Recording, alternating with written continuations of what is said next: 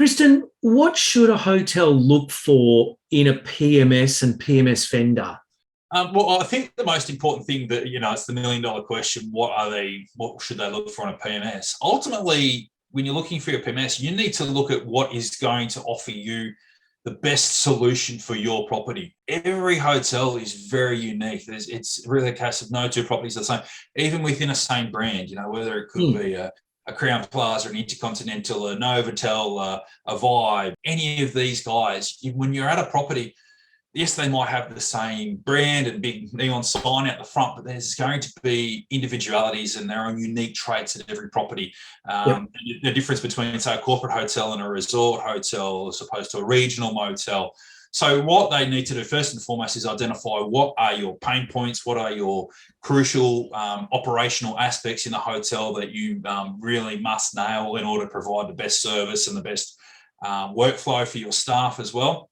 Yeah. And then go out and have a look at what PMS is going to go through the feature lists, speak to the vendors, ask for demonstrations. These days with everything being online, it's very, very easy to be able to organise a demonstration. Most vendors would have a demonstration environment that they can work in, so almost like a little mini hotel simulator where they'll be able to run you through the workflows from a staff perspective, from a guest perspective, and give you an understanding of how it's going to work. It's great to look at all these features and lists and dot points on a PDF or in an email or on a website or watching a video, but nothing gives you a greater understanding than being able to see the system in work and seeing how it flows. And you might find that, okay, look, these features sound great, but to be able to do them, the workflow might be a bit clunky. And so you go, okay, no, that's not necessarily the one for me.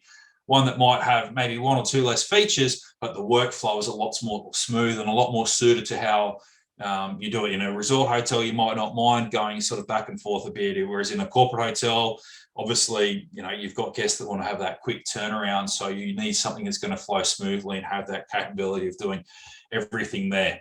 I think when you're choosing a vendor, you want to have someone that's going to be invested in the products and their products long term. You don't want someone that's going to be a set and forget and it's just, okay, this is just off the shelf and there's nothing you can do. That might work for you. If that's the case, fantastic. But you want someone that's going to have that flexibility of being able to say, hey, you go to them and say, hey, look, is there any chance that we might be able to do this? And they might not be able to, but they can at least investigate. They might come back with an alternative.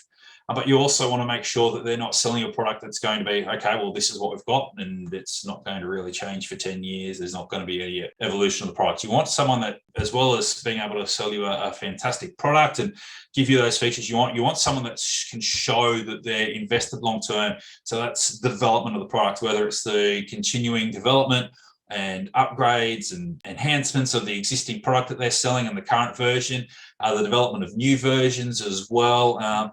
And someone that, if you can, that will invite your feedback into that as well. Obviously, it's very important to get the feedback from the end user. The hotels are the ones that are using this program. Yes, we will have that aspect of, well, this is what we're going to do and these are these features, but you want to have that where you've got the flexibility where they'll go, okay, you guys are the ones, the end users, let us know. And yes, there's going to be wish lists. I'm sure we could all come up with lists miles long. I've seen that even internally. We're like, oh, wouldn't this be great? And this, you can have a huge wish list and not necessarily everything is going to be realistic, but you can at least have that collaboration and take those ideas and you'll bring that on board and go, you know what?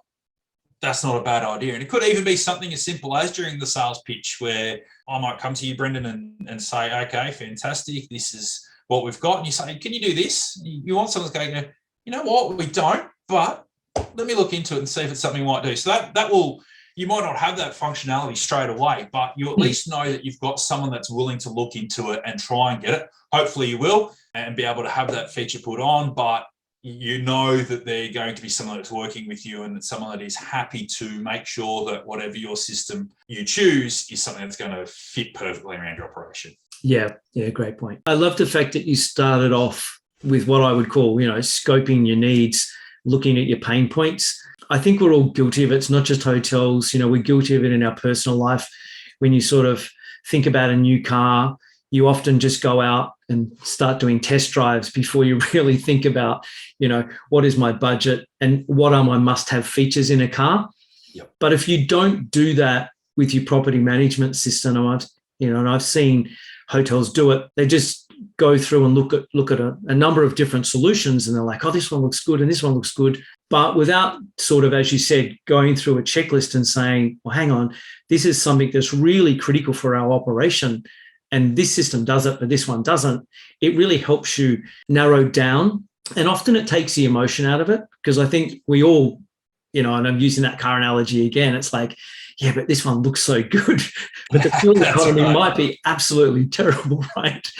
Nobody would probably buy a Ferrari, for obviously practical reasons, and I can understand potentially why you'd buy one, but does it suit your hotel really at the end of the day? And I think that's key. And it's something that I think any hotel that's looking to change their property management system, I would encourage them to create that list of their requirements. And sometimes it's not super hard. It's looking at your current solution and seeing where the pain points are, and then looking, as you said, a little bit ahead to your operation and saying, what if we had mobility, that would certainly, alleviate a number of problems that we've currently got.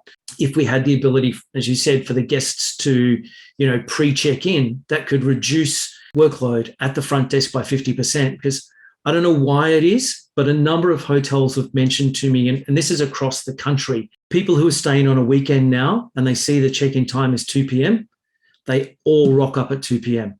It never used to be that way. They would sort of, be a little bit staggered. But now there are many hotels from the Gold Coast to Sydney that have queues. One hotel I know has a queue of up to 450 people in their lobby at 2 p.m. It's just crazy. It's just nuts.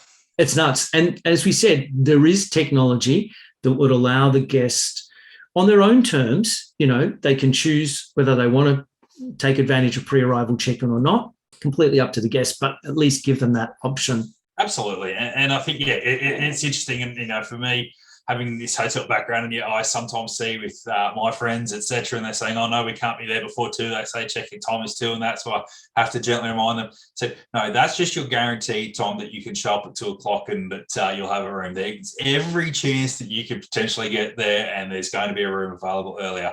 And I think even things like, taking that time to have the check-ins done beforehand, etc., and then all you got to do is drop your bags off. It's going to make life a lot easier, because then, you can take those pain points, and it's a lot quicker to just see someone hand out the keys and away you go. But that's if that's your pain point. You might not necessarily have that. That's okay. Yours could be somewhere else. So what that solution is that helps you with that might not be that. So you could look at that as one of your options and go, okay, it's good that it's got that feature and it's got all these other features, but hang on, do I need them? Not so much. This one, it might not have all those features, but the one or two it's got really going to suit me. So, they really need to, like I said, before you do it, and I think you put it perfectly, that scope, you need to sit down as a team with your critical decision makers and engage your front office team. Yeah, of course. And say, right, guys, what is going to be, what when we're looking at this, what are the areas that we really need to look for? What would we need our potential new provider to be able to address for us? And then have that form the basis of your search and see how they can fit that. Obviously, as I said, there's potentially areas that you're not going to be able to do, but whoever can do the best for you is the one that you should take. Yep. Yeah, great point.